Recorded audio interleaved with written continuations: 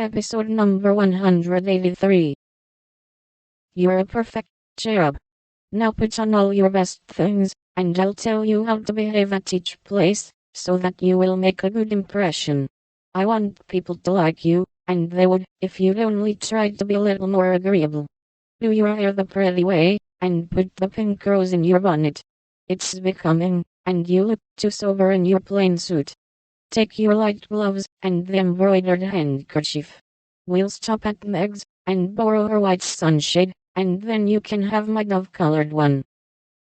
While Amy dressed, she issued her orders, and Jo obeyed them, not without tendering her protest, however, for she sighed as she rustled into her new organdy, frowned darkly at herself as she tied her bonnet strings in an irreproachable bow, wrestled viciously with pins as she put on her collar, wrinkled up her features generally as she shook out the handkerchief, whose embroidery was as irritating to her nose as the present mission was to her feelings, and when she had squeezed her hands into tight gloves with 3 buttons and a tassel, as the last touch of elegance, she turned to Amy with an imbecile expression of countenance, saying meekly, "I'm perfectly miserable, but if you consider me presentable, I die happy."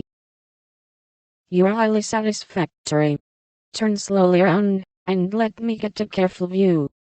Jo revolved, and Amy gave a touch here and there, then fell back, with her head on one side, observing graciously, "Yes, you'll do.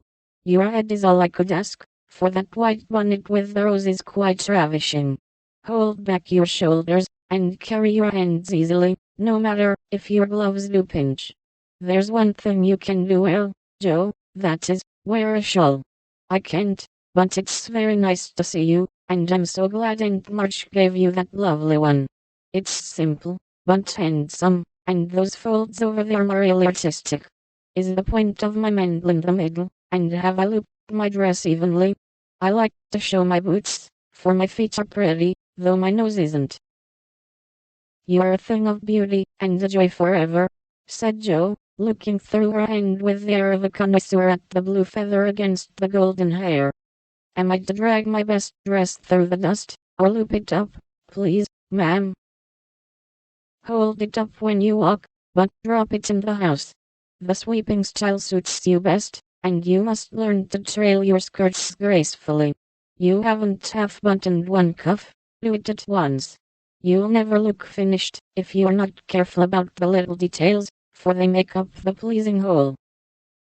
Jo sighed, and proceeded to burst the buttons off her glove, in doing up her cuff, but at last both were ready, and sailed away, looking as pretty as pictures, Hannah said, as she hung out of the upper window to watch them.